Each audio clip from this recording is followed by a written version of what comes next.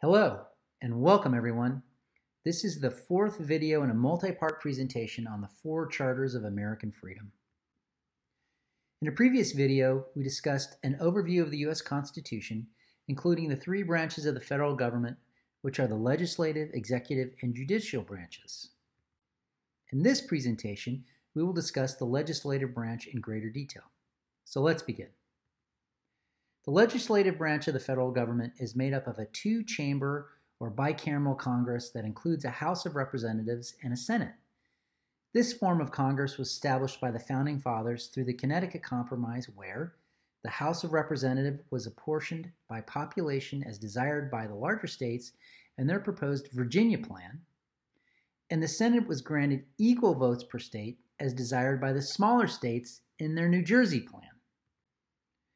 Members of the House of Representatives must be at least 25 years old and a citizen for at least 7 years. Members of the Senate must be at least 30 years old and a citizen for at least 9 years. As previously mentioned, membership in the House of Representatives is apportioned by population of the states, and membership of the Senate is equally distributed with 2 members per state. Fortunately, the 14th Amendment abolished the limitation of counting only 3/5 of slaves for representation purposes in the House of Representatives. Interestingly, senators were originally chosen by the state legislatures, but following debilitating delays by state legislators in voting on state Senate membership, the 17th Amendment to the Constitution provided for direct election of senators by the citizens of each state. Amendments to the Constitution will be discussed in greater detail in a later presentation. The number of members in the House of Representatives was fixed at a total of 435 in 1911 and is reapportioned every 10 years through a national census. And the number of members in the Senate is fixed at 2 per state for a current total of 100 members for the 50 states. All of the House of Representatives are elected every 2 years, and the Senate has staggered elections so that 1/3 of the members are also elected every 2 years. This ensures that the members of the House and the Senate are held accountable to the people they serve with regular and frequent elections. Membership vacancies caused by death or resignation are filled in the House of Representatives through a special election. In contrast, the Senate is more complex, where the governor of the state where the vacancy occurs appoints a new member to fill the seat until a special election is held in the next election cycle. The winning candidate then completes the term of the previous member who withdrew due to death or resignation. If a president or a government official commits a crime or other heinous act, then members of the House of Representatives can vote to impeach or indict the official. If impeached, the Senate conducts a trial that is presided over by the Chief Justice of the Supreme Court. If 2/3 of the Senate vote to convict the official, then the official is removed from office. If there is less than a 2/3 vote, then the official is acquitted and resumes their official business.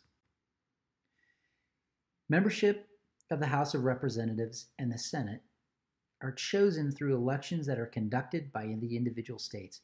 So states are responsible for electing representation, not the federal government.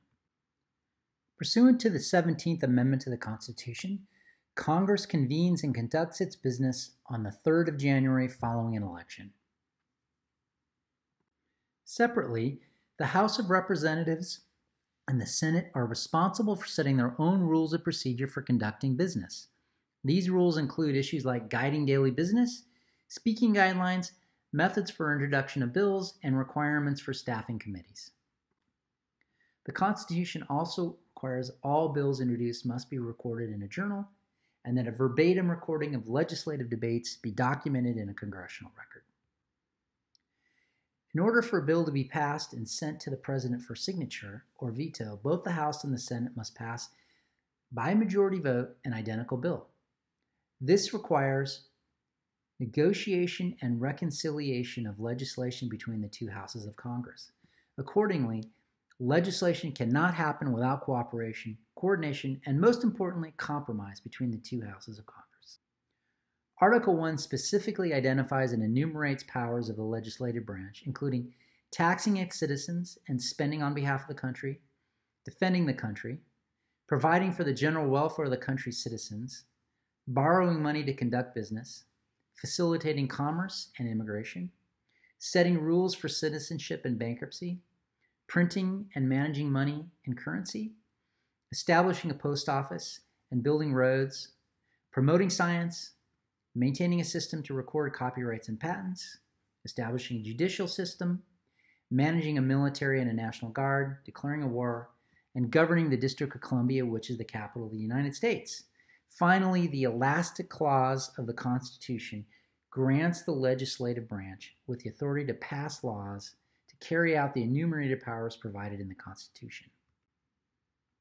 The Constitution also specifically limits the legislative branch from requiring imprisonment of citizens without justification, which is known as habeas corpus, declaring summary guilt of an individual or group, which is known as bills of attainder, imposing certain types of taxes, favoring one state over another in regulating trade, spending money that has not been specifically appropriated or budgeted, and accepting gifts which might influence their legislative activities.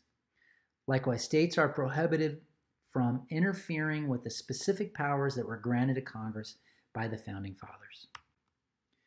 Well, that concludes this overview of the legislative branch.